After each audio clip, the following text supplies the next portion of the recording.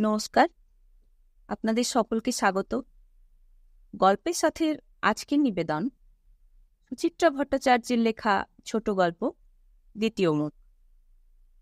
ডাক এসেছে গো, ও বাবারা, ঘরকে চলো। সকাল থেকে আকাশবাণীর মতো বেজে উঠছে শব্দগুলো। কিছু সময় পর পরই আশ্চর্য, প্রিয়ব্রত খবরের কাগজ থেকে মুখ তুলে স্ত্রীর দিকে তাকালেন। কি ব্যাপার বলো তো? বুড়ির আজ হলোটা কি? কে জানে? মৃন্ময়ী ঠোঁট উল্টালেন। এইমাত্র রান্নাঘর থেকে এসেছেন। আঁচলে হাত মুছতে মুছতে এগিয়ে গেলেন জানালার ধারে। একটু ঝুঁকে কাত করে দেখার চেষ্টা করলেন বুড়িকে। না, দেখা যাচ্ছে না। বিরক্ত মুখে বিড়বিড় করে উঠলেন, বারবার বলছি একটা কিছু ব্যবস্থা করো। কি ব্যবস্থা করব? প্রিয়ব্রতর স্বরেও বিরক্তি এবার। কেন? অন্য কোথাও জায়গা নেই মরার? দরজা অব্দি গিয়ে মৃন্ময়ী ফিরে দাঁড়ালেন। আর কারুর বাড়ির সামনে এমন পড়ে থাকুক না, দেখি কেমন তারা দিনের পর দিন। এ কথা তো আমি প্রথম দিনেই বলেছিলাম। প্রিয়ব্রত শব্দ করে খবরের কাগজে পাতা উল্টালেন। তোমরাই তখন বেশি মায়া দেখালে। ঠিক আছে, এক কথা নিয়ে রোজ খোঁটা দিতে হবে না। মৃন্ময়ী দ্রুত বেরিয়ে গেলেন ঘর থেকে। প্রিয়ব্রত চোখ থেকে চশমা নামালেন। মেয়েদের নিয়ে এই এক মুশকিল, কখন কি চায় নিজেরাই জানে না। বুড়ির এখানে আস্তানা গাড়া নিয়ে প্রথম প্রথম তিনি যখন আপত্তি জানিয়েছিলেন, তখন এই মৃন্ময়ী প্রতিবাদ করেছিলেন সব থেকে বেশি। আহা, থাক না, বাড়ির ভেতরে তো আর ঢুকে আসছে না, রাস্তাতেই পড়ে আছে। তিনি বলেছিলেন, বাড়ির সামনেটা তো নোংরা হচ্ছে, কোন দিন দরজার সামনে হেগেমুতে রাখবে? না বাবা, শিপ্রাও অমনি শাশুড়ির পক্ষ নিয়েছিল। আমি লক্ষ্য করে দেখেছি, বুড়ির কিন্তু ওসব সেন্স ঠিক আছে। বাথরুম পেলে কোমর ঘষে ঘষে ওই দিককার ড্রেনের কাছে চলে যায়। তাছাড়া কতটুকুই বা খায় যে। মৃন্ময়ীর স্বর ভিজে গিয়েছিল মমতায়। সকালে এক বাটি ভাত দিয়েছিলাম, বিকেলে দেখি 5টা দানাও খেয়েছি কি খায়নি। হ্যাঁ, এইভাবে বুড়ি মাস ডেরেকের উপর রয়ে গেছে বউ শাশুড়ির আশ্রয়ে। প্রিয়ব্রতর এই ঘরেরই কোলে ছোট্ট আয়তক্ষেত্র মাপের ঝুল বারান্দা, তার ঠিক নিচে ফুটপাতের উপর সদর দরজার বাঁ দিক ঘেঁষে সারাদিন গুটিসুটি পড়ে থাকে।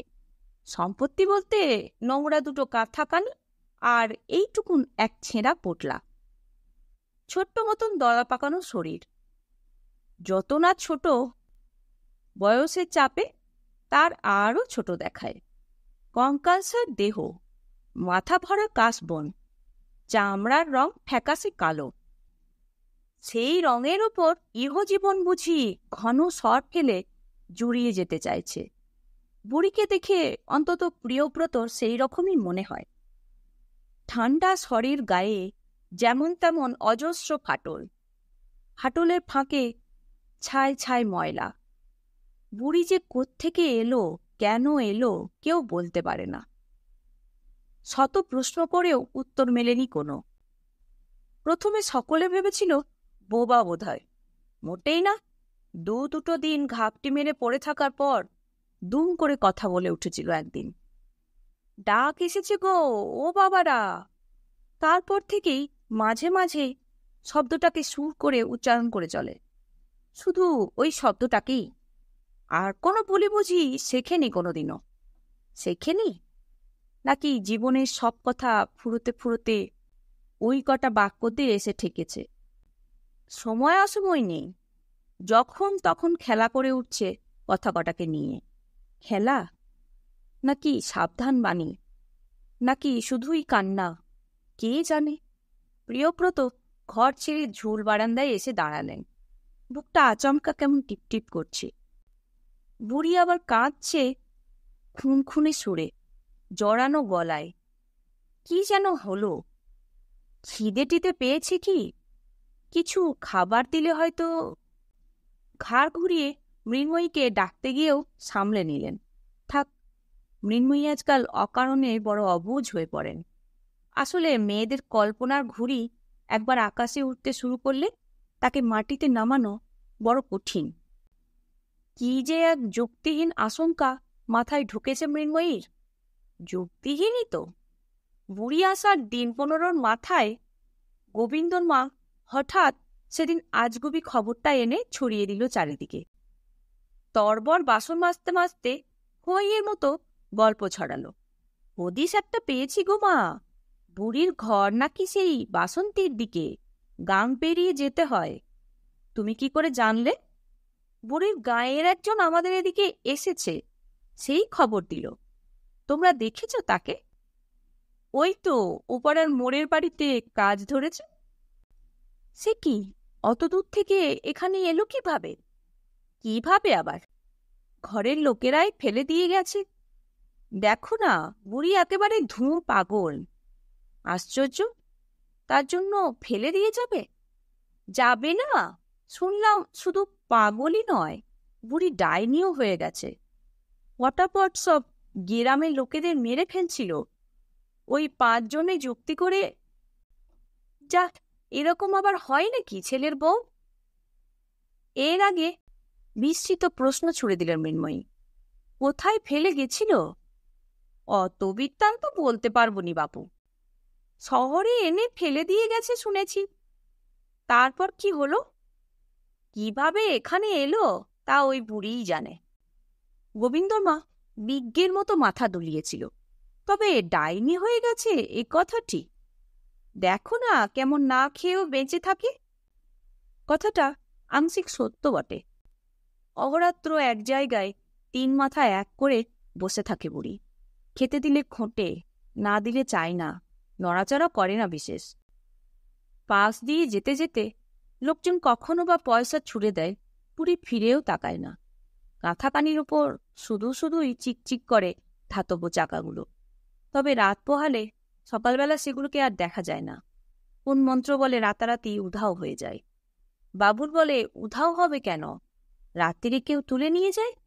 মানুষের দ্বারা সবই সম্ভব। শিপ্রার চোখ ছলছল করে তখন। মানুষ বলো না, বলো মানুষ নামের পশু। মানুষ কখনো মানুষকে অমন ছেঁড়া পোটলার মতো ফেলে দিতে পারে? পারে, মানুষই পারে। দেখো, নিজের ছেলেরাই হয়তো মার বোঝা কেউ নেবে না বলে। উফ! শিপ্রা শিউরে ওঠে।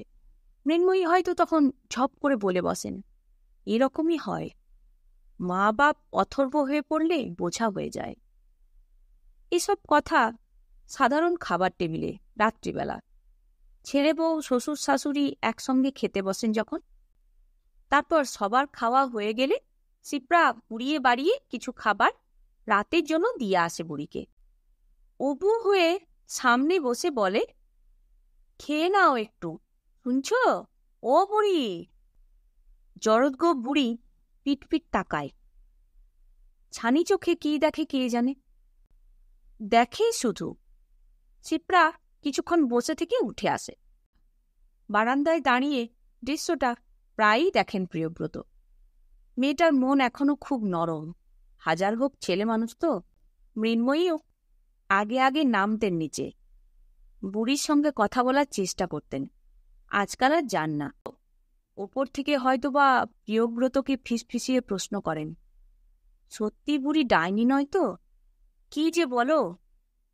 প্রিয়ব্রত হেসে ওঠেন জোরে। তুমিও দেখছি গোবিন্দর মার মতো কথা বলছ। কি জানি বাপু। মৃন্ময়ী আরো গম্ভীর হয়ে যান। আমার যেন কেমন লাগে। বউটা এত গায়ের কাছে গিয়ে বসে। থামো তো।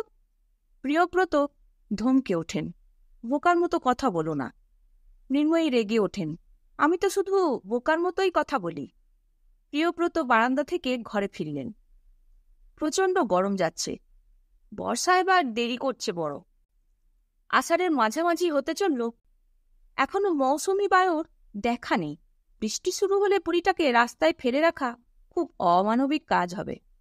সদর দরজার এপারে সরু প্যাসেজটাতে যদি জায়গা দেওয়া যায়, মৃন্ময়ী কি খুব আপত্তি করবেন? প্রিয়ব্রত পাখাটাকে জোর করে দিলেন। বেলা বাড়ছে। উষ্ণতা গাঢ় হচ্ছে ক্রমশ। জানালার গায়ে দাঁড়িয়ে থাকা তেজি রোদের দিকে চোখ রাখলেন। এখন শুধুই বেলা বাড়ার সময়। রিটায়ারমেন্টের পর ভেবেছিলেন কিছু একটা কাজকর্ম শুরু করবেন নতুন করে। নিদেন পক্ষে কোনো ছোট ব্যবসা। ভাবতে ভাবতেই দিন যাচ্ছে। এরপর কোনোদিন হয়তো বুড়িটার মতো অথর্ব হয়ে পড়বেন। ওরকম একটা জড়বস্তু মাত্র। ওহ, নিজের জীবন নিজের কাছেই ক্রমে কেমন অসহায় হয়ে পড়ে। না, মরে যাওয়ার কথা ভাবতে পারেন না প্রিয়ব্রত। তিনি আরও অনেক দিন বাঁচতে চান। বিছানায় বসেই প্রিয়ব্রত শুনতে পেলেন মোটর বাইকের গর্জন। বাবলু অফিস চলে গেল। শব্দটার রেস মিলিয়ে যাবার সঙ্গে সঙ্গেই বুড়ির গলা বেজে উঠল আবার। ডাক এসেছে গো। কিসের ডাক, কেন ডাক? বুড়ি আজ যেন বেশি ভয় দেখাতে চাইছে তাকে। মোটেই ভয় পান না তিনি। খাট থেকে নেমে বারান্দার দিকে জানালাটা হঠাৎ চেপে বন্ধ করে দিলেন প্রিয়ব্রত। বিকেল থেকে মেঘ জমতে শুরু করেছে আকাশে। ঘন মসিবর্ণ আষাঢ়ে মেঘ। তবে বৃষ্টি নামেনি এখনো। নামেনি বলেই গুমট তীব্র আরও। দোতলার বারান্দাতে দাঁড়িয়েও দর দর ঘামছেন প্রিয়ব্রত। কটা বাজল বলো তো? মৃন্ময়ী ঝুঁকে ঘরের দেওয়াল ঘড়ি দেখলেন। 9টা বাজে প্রায় বলেই উদ্বিগ্ন মুখে মোড়ের দিকে তাকালেন। বাবলুর কি হলো বলো তো? কি হবে? নিশ্চয়ই কাজে আটকে গেছে। মৃন্ময়ী নয়, যেন নিজেকেই নিজে বোঝাচ্ছেন প্রিয়ব্রত। ছেলেটা সাধারণত এত দেরি করে না। নতুন বিয়ে করেছে, সন্ধ্যের মধ্যেই ফিরে আসে। বৌমাকে কিছু বলে যায়নি? ওফ, কতবার বলবো। মৃন্ময়ী অধৈর্য হচ্ছেন। তোমাকে আজকাল এক কথা এতবার বলতে হয়? তাতে কি এমন মহাভারত অশুদ্ধ হয় শুনি? প্রিয়ব্রত রেগে উঠলেন দুম করে। তোমার ছেলে তো আজকাল অফিস যাওয়ার সময় একবার দেখা করেও যায় না। আগে আগে তাও সে তো আমাকেও বলে যায় না। বউ পেয়ে লায়েক হয়ে গেছে। মৃন্ময়ীর গলায় সামান্য অভিমান। ঠিক আছে ঠিক আছে, একজনকে বলে গেলেই হলো। বৌমাকে তো বলে যায়। প্রিয়ব্রতর গলা শান্ত হলো। যাও না, আরেকবার বৌমাকে জিজ্ঞাসা করে এসো না বেরোনোর সময় কিছু বলে গেছে কিনা। আমি যেতে পারবো না। মৃন্ময়ী পাশের ল্যাম্পপোস্টটার দিকে চোখ রাখলেন। দরকার হয় তুমি যাও। বেশ, তাই যাচ্ছি। প্রিয়ব্রত ঘরে ঢুকতে গিয়েও থমকে দাঁড়ালেন। একটা ব্যাপার লক্ষ্য করেছ? কি? বুড়িটা কিন্তু অনেকক্ষণ ধরে চুপ মেরে আছে বলে অপ্রস্তুত নিজের কাছেই। কেন বললেন কথাটা? এমনি। মৃন্ময়ী সঙ্গে সঙ্গে ছুটে এসেছেন ঘরে। সত্যিই তো। কখন সুর থামল বলো তো? বোধ হয় বাবলু যাবার পরপরই। বলতে গিয়েও প্রিয়ব্রত সামলে নিলেন। দূর, অহেতুক ভয় দেখানোর মানেই হয় না। শিপ্রার ঘরের সামনে গিয়েও দাঁড়িয়ে রইলেন কয়েক সেকেন্ড। ঠিক কখন কান্না থামিয়েছে বুড়ি? বাবলু যাওয়ার পরপরই, নাকি আরও পরে, না একটু আগে? মনে পড়ছে না। ইদানিং সবকিছু হঠাৎ হঠাৎ এমন গুলিয়ে যায়। শিপ্রার ঘরে আসতে টোকা দিলেন। বাবলু আজ এত দেরি করছে কেন বৌমা? জানি না বাবা। শিপ্রা উঠে এলো। বুঝতে পারছি না। ওর অফিসের ফোন নাম্বারটা আছে তোমার কাছে? আমি যে কোথায় রেখেছি। আছে। শিপ্রা হাসল নরম করে। তবে এক্ষুনি ব্যস্ত হবার কি আছে? আর কিছুক্ষণ দেখে। আশ্চর্য, না বলে গেলে এত দেরি তো করে না কখনো। প্রিয়ব্রত বিড়বিড় করে উঠলেন। মেয়েটা তবু শান্ত, হাসছে। নিশ্চয়ই কোনো কাজে আটকে গেছে। আর কিছুক্ষণ দেখা যাক। প্রিয়ব্রত মন্থর মাথা নাড়লেন। বলতে পারলেন না, তাহলে তুমি একা ঘরে চুপচাপ শুয়ে কেন? কেন বাইরের ঘরে বসে রোজকার মতো টিভি দেখছ না? না, ছেলের বউকে এভাবে বলা যায় না। ধীর পায়ে নিজের ঘরে ফিরলেন। ঠিক তখনই ঝুপ করে চারিদিকের আলো নিভিয়ে গেল। লোডশেডিং। ব্যাস, এখন 3 ঘন্টার ধাক্কা। মৃন্ময়ী টেবিল হাতড়ে দেশলাই খুঁজছেন। যা বলেছ, ছেলেটা সারাদিন পর ফিরে গরমে পচে। বৃষ্টিটা এসেও আসছে না। মোমবাতি জ্বলবার পর প্রিয়ব্রত হাত পাখা টানলেন। এখন না আসাই ভালো। বাবুটা তাহলে রাস্তায় ভিজবে, তা অবশ্য ঠিক। এখনকার বৃষ্টি মোটেই ভালো নয়। দুজনে মিলে জল্পনা করে চলেছেন আবোল তাবোল। প্রসঙ্গ থেকে প্রসঙ্গান্তরে যাচ্ছেন, কথা থেকে কথায়। দেওয়াল ঘড়ি সশব্দে রাত বাড়িয়ে চলেছে। কারেন্ট গিয়েও চলে এলো, বৃষ্টি এসেও এলো না। শিপ্রা একসময় এসে দাঁড়ালো দরজায়। বাবা, আমি একবার পাশের বাড়ি থেকে ফোন করে দেখব। কোথায় করবে? ওর অফিসে। তুমি থাকো, আমি যাচ্ছি। প্রিয়ব্রত ব্যস্তভাবে পাঞ্জাবি গলালেন গায়ে। 10:30 বেজে যাওয়ার পর থেকে মৃন্ময়ী যেন অসাড় হয়ে গেছেন, কথাই বলছেন না। প্রিয়ব্রত যখন নেমে আসছেন নিচে, তখনই শিপ্রার পাশে এসে দাঁড়ালেন হঠাৎ। শোনো, কি হলো? তোমরা কি এখনো মনে করো আমার সন্দেহ ভুল? কি সন্দেহ? প্রিয়ব্রতর গলা কেঁপে গেল। বুঝেও না বোঝার ভান করছো কেন? তোমাদের ওই ডাইনি বুড়িটার কথা বলছি। আহ! প্রিয়ব্রত মুখ ফিরিয়ে নিলেন। উল্টোপাল্টা চিন্তা ছাড়ো তো, আমি দেখছি। অযথা ভয় পাওয়ার কিছু নেই। কিছু নেই ঠিকই, তবু কেন যে বুক কাঁপে। ছেলেটা মোটরসাইকেলে অফিসে যায়। রাস্তাঘাটে রোজই তো কোনো না কোনো বিভৎস দুর্ঘটনার দৃশ্যকে জোর করে মন থেকে তাড়াবার চেষ্টা করলেন প্রিয়ব্রত। কাছের লোকেদের সম্পর্কে কেন যে খারাপটাই আগে মনে আসে।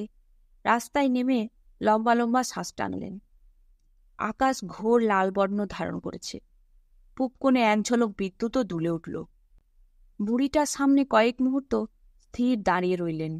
এই অসহ্য গরমেও কাঁথা মুড়ি দিয়ে গুটিয়ে মুটিয়ে পড়ে আছে। ঠিক একটা নোংরা আবর্জনার মতো দেখাচ্ছে ঘুমন্ত শরীরটাকে। এই গরমে পাগল ছাড়া কেউ এভাবে ঘুমোতে পারে না। এগিয়ে গিয়ে প্রতিবেশীর দরজায় বেল টিপলেন প্রিয়ব্রত। না, বাবলুর অফিসে টেলিফোন ধরল না কেউ। বেশ কয়েকবার নম্বর ঘোরালেন, বেজেই চলেছে। জিতেনবাবু জিজ্ঞাসা করলেন, আর কোথাও কি খোঁজ করা যায়? যদি অন্য কোথাও গিয়ে টিয়ে থাকে? জিতেনবাবুর বড় ছেলে বলল, চিন্তা করবেন না, আমি এগিয়ে দেখছি। তার মা বললেন, কি কাণ্ড, বাবলু তো এমন করে না কখনো। 11টা বেজে গেছে। প্রিয়ব্রতর সব ভুলিয়ে যেতে আরম্ভ করেছে। কোথাও যাওয়া যায় এখন? থানায়? হাসপাতালে? কোন হাসপাতালে যাবেন? বাবলু কি আইডেন্টিটি কার্ড পকেটে নিয়ে বেরিয়েছে? হয়তো বেওয়ারিশ হয়ে পড়ে আছে মর্গে। অতদিন ধরে পই পই করে বলেছেন মোটরসাইকেল বেচে দেওয়ার জন্য। প্রিয়ব্রত দুহাতে চুল খামচে ধরলেন। পায়ের তলার মাটি কাঁপছে, হয়তো পড়েই যেতেন। জিতেনবাবুর ছেলেরা এসে জাপটে ধরেছে। কি হলো মেসোমশাই? প্রিয়ব্রত কোনো রকমে দুদিকে মাথা নাড়লেন। চলুন, বাড়িতে চলুন, আমরা দেখছি। যদি থানায় যাবার দরকার হয়। আর একটু দেখি, আর আধ ঘন্টাটা। প্রিয়ব্রত শব্দ করে শ্বাস ফেললেন। টলমলে পায়ে বাইরে এলেন। জিতেনবাবু নেমে এসেছেন সঙ্গে। প্রিয়ব্রত চেষ্টা করেও প্রশ্নটাকে ধরে রাখতে পারলেন না ঠোঁটে। আচ্ছা, ওই বুড়িটার সম্পর্কে আপনার কি মনে হয়? হঠাৎ বুড়িটার কথা কেন? জিতেনবাবু রীতিমতো অবাক। না, এমনি। আপনি কি কিছু শুনেছেন? কি বলুন তো? ওই যে গোবিন্দর মা বলে। প্রিয়ব্রত ঢোক গিললেন। ওহো, সেই আষাঢ়ের গল্প? সত্যি কোন যুগে দেশটা পড়ে আছে বলুন তো? এদিকে কম্পিউটার, স্যাটেলাইট। প্রিয়ব্রত চোখ বন্ধ করলেন। এই কথাগুলোই শুনতে চাইছিলেন কারো মুখ থেকে। রাস্তায় বেরিয়ে দেখতে পেলেন শিপ্রা, মৃন্ময়ী দুজনেই নেমে এসেছেন নিচে, একেবারে সদর দরজায়। পায়ে পায়ে ওদের সামনে এসে দাঁড়ালেন। আমার এখনো মনে হচ্ছে বাবলু কোথাও আটকে পড়েছে। ফোন পেলে না? না, বেজে যাচ্ছে। কি হবে? মৃন্ময়ী ফুপিয়ে উঠলেন। শিপ্রার চোখেও অশ্রু টলটল। দেখা দেখি আকাশও আর চুপ থাকতে পারল না। বড় বড় ফোঁটা ঝরে পড়ল শরীরে। প্রিয়ব্রত পা বাড়ালেন। আমি এগিয়ে দেখছি। শিপ্রা নেমে এলো। চলুন, আমিও যাই। যাবে? চলো। প্রিয়ব্রত পুত্রবধূর পাশাপাশি হাঁটতে শুরু করেছেন। কোথায় যাবেন জানেন না, শুধু বুঝতে পারছেন যাওয়া দরকার তাঁরও, শিপ্রারও। ভুল হলো, মৃন্ময়ীও তো খুঁজছেন ছেলেকে। খুঁজছেন বলেই না পিছু ডাকলেন আবারও। দাঁড়াও, বেশ জোর বৃষ্টি শুরু হয়ে গেছে। ঝোড়ো হাওয়াও ছুটে আসছে বৃষ্টির পিঠে চড়ে। মেঘ হুঙ্কার দিয়ে উঠল। আকাশ চিরে ফেলা ফেলা হলো বিদ্যুৎ। রাস্তার বাতিগুলো ঝাপসা আচমকায়। সেই আলোয় ভুতুড়ে ছায়ার মতো মৃন্ময়ী দলা পাকানো বুড়িটার ছেঁড়া কাঁথায় পা রেখে দাঁড়িয়েছেন। দুই চোখ জ্বলছে, নিভছে আকাশের মতো। এই আপদটাকে আগে বিদায় করো, এক্ষুনি। রাস্তাঘাট বেশি নির্জন হয়ে গেছে যেন, এত নির্জন যে গা ছমছম করে। আশেপাশের বাড়ির বাতিরাও নিভু নিভু। আলো আধারে বুড়ির দিকে তীক্ষ্ণ দৃষ্টিতে তাকিয়েছে তিনজনই। ভেজা কাঁথার তলায় আরও গুটিয়ে যাচ্ছে বুড়ি। গুটোতে গুটোতে এতটুকুন ডেলা। প্রিয়ব্রত এদিক ওদিক তাকালেন না, কেউ লক্ষ্য করছে না তাদের। জিতেনবাবুরাও না। বিবেককে ঝেড়ে দিতে একটুও সময় লাগল না। পাড়া প্রতিবেশীর কি তাদের ঘরের সামনে তো আর বুড়ি পড়ে নেই? তাদের কারুর ছেলেও হারিয়ে যায়নি তাদের মতো। যদি কেউ দেখে দেখুক। প্রিয়ব্রত নিঃশব্দে কাঁথা শুদ্ধ বুড়িকে ওঠানোর চেষ্টা করলেন। সঙ্গে হাত লাগিয়েছেন মৃন্ময়ী। শিপ্রাও এগিয়ে এলো। কাঁথার 3 কোণ ধরে আছে তিনজনে। বুড়ি ভেতরে নিথর। বুঝি জেনেই গেছে এরকম হবে। এরকমই এক জায়গা থেকে অন্যত্র পাচার হওয়া। বৃষ্টি ভেজা অন্ধকারে যখন প্রায় মোড়ের মাথায় তিনজনে, তখনই আওয়াজটা শোনা গেল। মেঘের মতো গুম গুম শব্দ দূর থেকে কাছে আসছে, আরও কাছে, একেবারে সামনে এসে থামল। এ কি, তোমরা বৃষ্টিতে এখানে দাঁড়িয়ে? ছি ছি, ওটা কি তোমাদের হাতে? ইস, একটা কাজে এমন বিশ্রীভাবে। বাবুল একাই বৃষ্টির মতো কথা বলে চলেছে। বাকি 3 জন নির্বাক। 3 জন নয়, 4 জন। বুড়িটাও তো শব্দ করছে না কোনো, শূন্যে ঝুলছে একাই। একবার তো ডেকে উঠতে পারে, ঘরকে চলো গো এবার, ও বাবারা। থাক, এই সময় কারো কোনো কথা না বলাই ভালো। শেষ হলো গল্প দ্বিতীয় মুখ। নতুন একটি গল্প নিয়ে খুব তাড়াতাড়ি ফিরে আসছি। আমার গল্প পাঠ কেমন লাগলো তা কমেন্ট করে জানাবেন। ভালো লাগলে একটি লাইক দেবেন। নতুন নতুন গল্প শোনার জন্য চ্যানেলটি সাবস্ক্রাইব করে রাখবেন। ভালো থাকবেন। ধন্যবাদ।